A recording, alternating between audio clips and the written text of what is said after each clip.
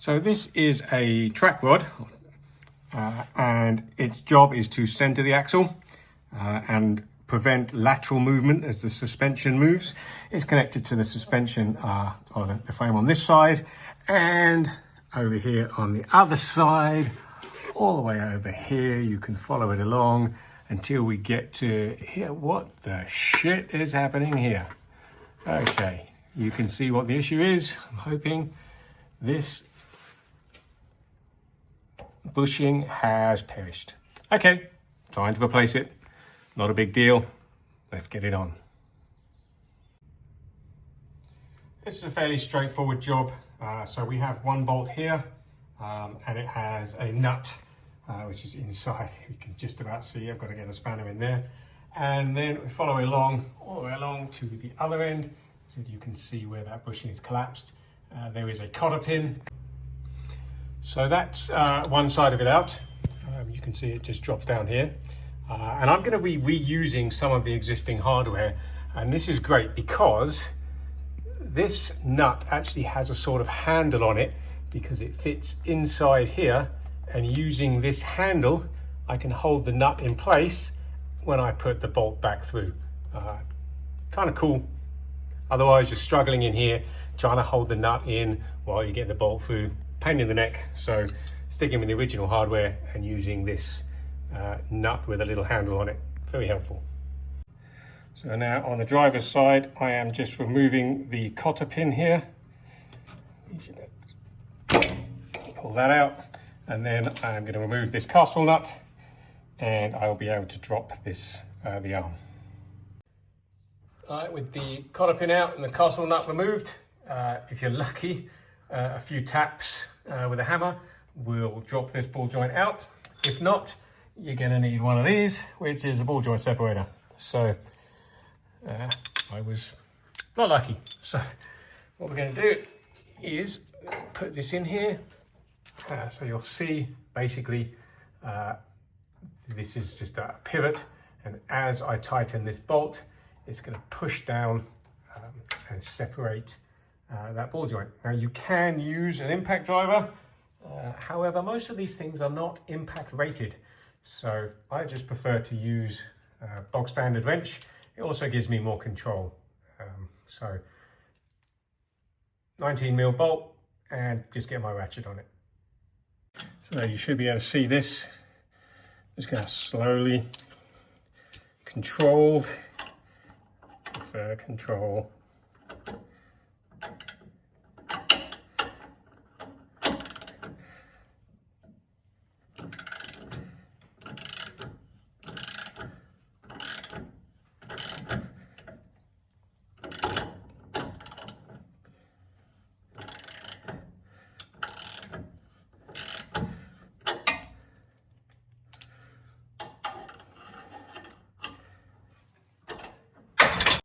So that popped out quite nicely, and you can see that there should have been a boot on here, and that boot is designed to stop all manner of gunk getting in to this ball joint and making a mess of it. Should look something like this. See, this boot will protect that ball joint from the ingress of dirt, dust, and everything else. So what we need to do now is fit this new one. The new one is adjustable, so what I need to do is make sure that my new one that I'm going to fit on is set the same length as my older one, and I'm going to show you a little trick about how I do that. So I recognise everybody's different in the way that they measure to get the same length. Here's what I do. So I've got a piece of wood here with a hole through it. I pass my bolt into that hole, push it up against the wall, and then I take a little pen here, and that pen fits into the hole. And I'm just going to draw myself an arc. All right, and then what I'm going to do is replace this with the new one.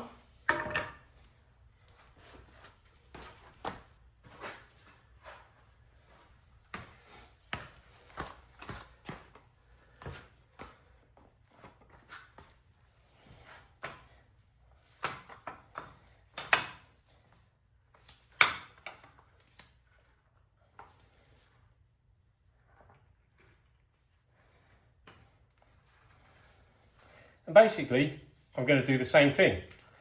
Draw that arc. And you'll see this is the difference. So I just need to screw this in until I get the same length and those two lines match. And that way I'll know that I have the same length. Okay, so I'm pretty sure we are now going to use a different colour so you can see them line up. Just going to use green. I'm going to push this in here. There's my green line. And if you can see, I'm just going to bring in a close up here. You'll be able to see, I hope, that my green line matches perfectly on my purple line. So I know that the length of my old track bar and the new track bar are now the same. Everybody's got their own method, that's mine.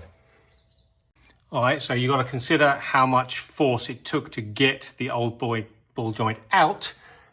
We need the same or more to get the new one back in. So piece of wood under my jack, be very careful, nice and slowly, just enough until you can get the castle nut on, and then you can tighten the castle nut and it will pull the bolt through. And then we're going to look up the torque specs for it.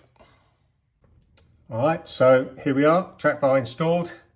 You can see here I've got my new castle nut and my cottle pin in, bolt done up to 60 foot-pounds. And on the other side, same, reuse the old hardware, another 60 foot-pounds, all done probably about an hour. Whole point being with these videos, if I can do it, you can do it. That's how simple it is. Sometimes you just need a bit of research, a little help, but have the confidence to do it because you can do it.